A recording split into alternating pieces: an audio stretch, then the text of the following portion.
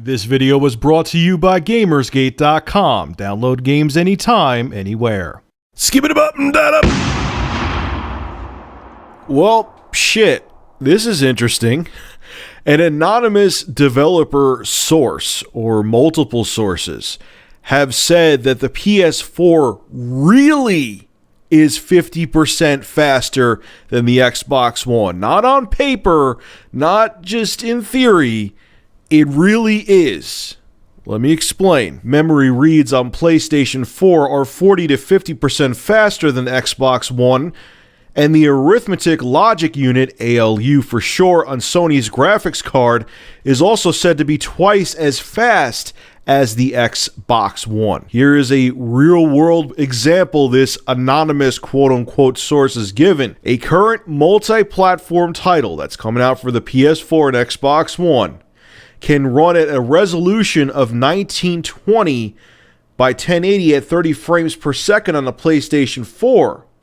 But that same title on the Xbox One, the frame rate will drop to 20-something frames per second at a lower resolution of 1600 by 900. The developer goes on record to say the Xbox One is weaker and it's a pain to use the ES RAM. Now we all know that Microsoft overclocked the CPU recently from 1.6 gigahertz to 1.75 gigahertz in the Xbox One before they started manufacturing it. Now we'll get to if I believe this or not in a second, but if this anonymous source is true and the Xbox One is really in real-world performance with a title they're actually working on showing much poorer performance than the PS4, will it actually matter in the long run? Will it matter politically? Will Microsoft, start, sanctioning companies if they make crappier ports of games for the Xbox One? Will we ever see the difference between a multi-plat between the PS4 and Xbox One? I mean, we kind of saw it this generation with the PS3 and Xbox 360, more so in the beginning. Multi-plats now are pretty much identical on both the PS3 and 360. But I don't know. I mean, will we actually, if this is true, will we actually benefit from the performance boost that now, if this is true, developers are saying, hey, it's a real thing.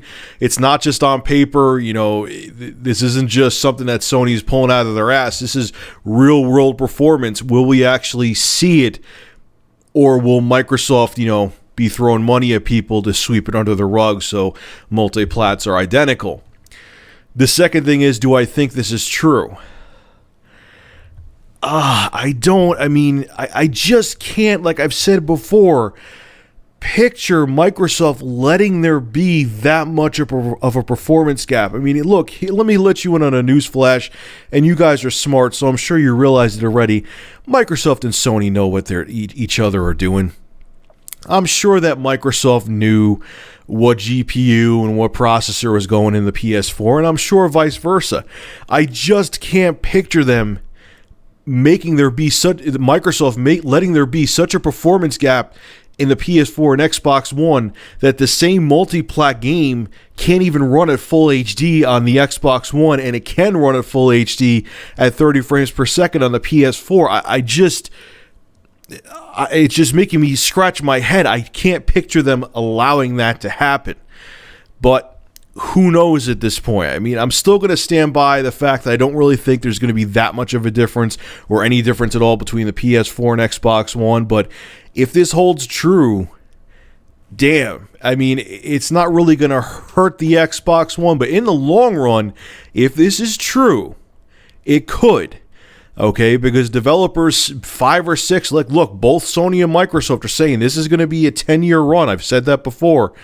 This is going to be the main. There's not like there's going to be a next-gen console. These are going to be the consoles for the next decade, especially when these consoles start getting long in the tooth 8 to 10 years down the line. That little extra horsepower, or according to this dev, this significant quote-unquote amount of extra horsepower in the PS4, if this is true, could really help the PlayStation 4 later in its life. But I don't know, man. If you had to ask me to say if this is BS or not, like I just said a couple minutes ago, I still am going to call it BS because, like I said, you could say whatever you want to about Microsoft. They have done some ass backwards things with the Xbox One launch, but they also aren't idiots, and I cannot picture them being stupid enough to make there be that much of a gap in performance. But maybe they did.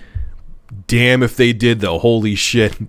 It's not a good thing if they let the PS4 be that much more powerful than their next gen console. But anyway, so what's your take on this? Do you believe that these quote-unquote anonymous developers are speaking the truth and the PS4 really is that much more powerful than the Xbox One? Or do you still feel it's a pile of crap and there isn't that much difference in between these two next-gen consoles? Make sure you leave your thoughts in the comments section below. Make sure to rate, comment, favorite, and subscribe. And as always, thank you for supporting Review Tech USA. Have a good one.